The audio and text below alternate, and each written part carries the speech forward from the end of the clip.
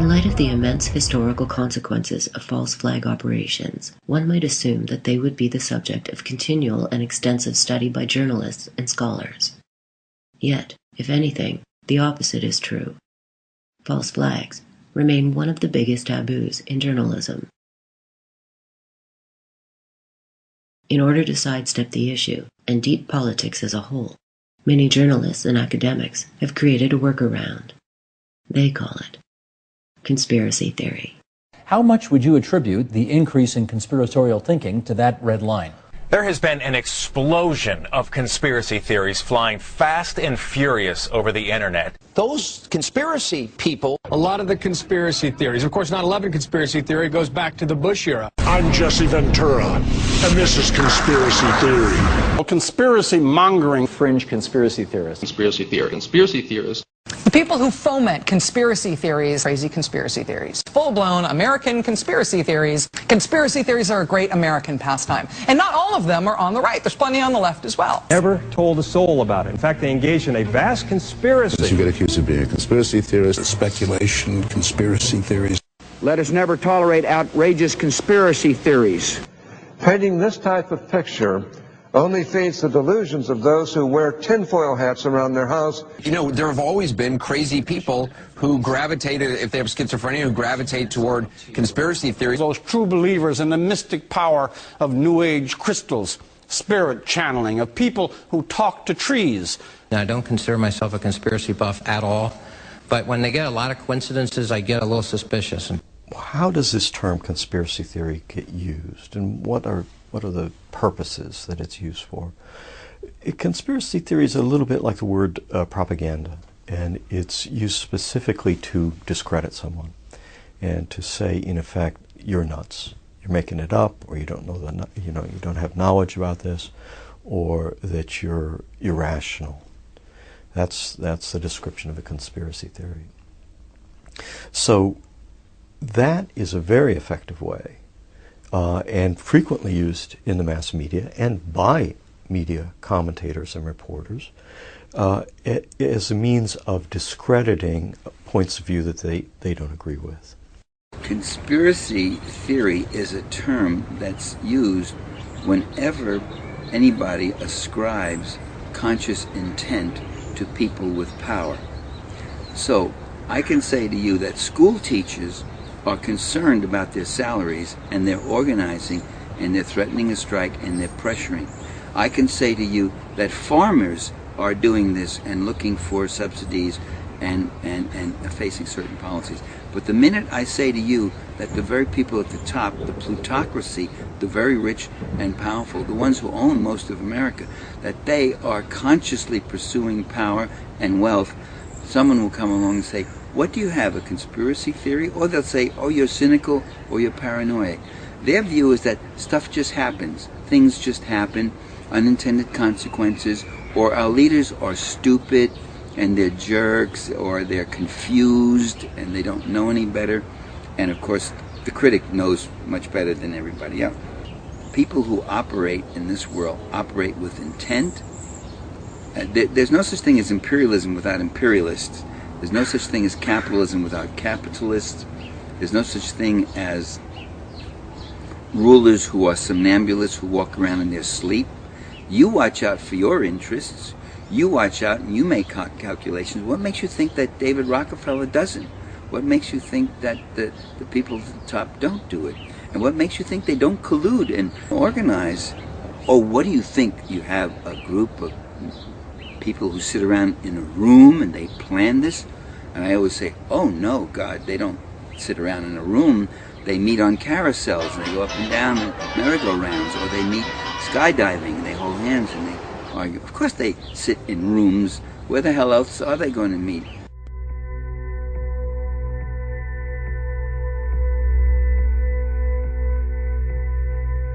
Popular usage of the term conspiracy theory does not appear to closely correlate with evidence in support of a particular assertion. British Prime Minister Tony Blair dismissed the idea that the invasion of Iraq may have been motivated by oil as an absurd conspiracy theory. In fact, the most absurd conspiracy theories are often promoted by the most powerful individuals in society, including Tony Blair himself. His claim that Iraq had retained massive amounts of chemical and biological weapons and was plotting with Al-Qaeda to attack the West had zero evidentiary support. The Third Reich promoted the conspiracy theory that Jews were responsible for most of the world's ills.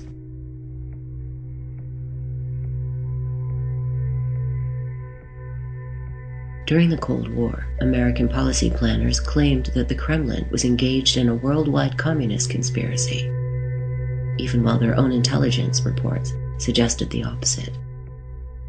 More recently, Muslims have become the primary scapegoat. In 2008, the John McCain presidential campaign mailed out 28 million copies of the pseudo-documentary Obsession, a hate film suggesting that Muslims are engaged in a massive conspiracy to create a worldwide Islamic dictatorship. On the populist right, macro-conspiracy theories are often used to deflect attention from class analysis while encouraging scapegoating. These are the big players in the world right now on the things that are happening. Big education is fundamentally involved in everything that is happening.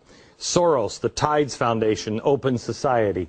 Anonymous is now starting to take a big role. SEIU and AFL-CIO. Russia and Putin is now in control. I remember I said that about 8 years ago.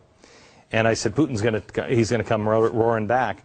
Oh, that's crazy. Yeah, really. Here's Occupy Wall Street, Islamic extremism, Iran, the White House, and the media. These are all the real players that are causing so many problems right now. What's a conspiracy? And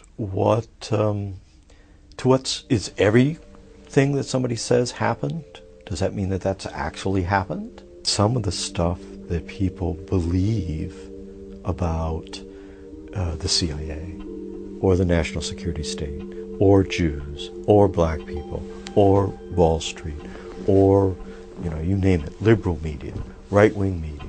Some of the things that people believe about, all of those controversial things, are not true. And so we get into a situation in which the accusation that a conspiracy exists, or that there's a plan afoot to do something, becomes a powerful political tool. One of the most powerful tools of propaganda is rumors, rumor mongering. And one can see it even in elections, you can see it in international affairs and so forth. Rumors appeal to people's primal fears, fears about race, fears about gender, fears about their own relationship between themselves and authority, those sorts of things. And there are plenty of people out there who will exploit those fears. And it's quite difficult for ordinary people who are living their lives to card out, well, what is just nonsense from what is incredible yet real. There's no simple solution to this problem. Present-day media tends to encourage people to believe in nonsense by giving credibility to it on the one hand, and on the other hand, oftentimes, not always, denying the reality of evidence that is substantial. I think that the way to get at this in a social sense is to keep an open mind, investigate carefully, and not to believe in stuff that you don't understand.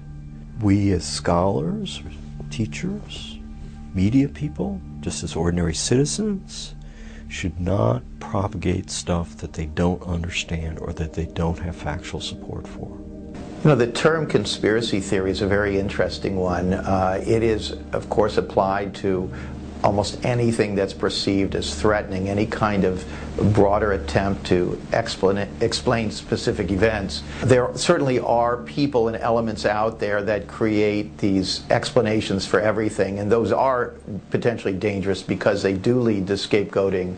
On the other hand, there are actual people, actual covert operations, actual things happening that we don't know about, and it's very, very important to understand them. I mean, they are fundamentally conspiracies, which simply means several people colluding in a secret and illegal operation. Conspiracies are prosecuted every day in the courtrooms of this country, and theory is what we use to try to understand things. So I find the term conspiracy theory a broad brush pejorative, which I think is designed to suppress discussion. I do think we need to distinguish between those who see a bogeyman everywhere and those who do careful research and come to the conclusion in particular cases that there was some sort of an organized effort to do something, perhaps to remove a president or to achieve some other change of which the public was never informed.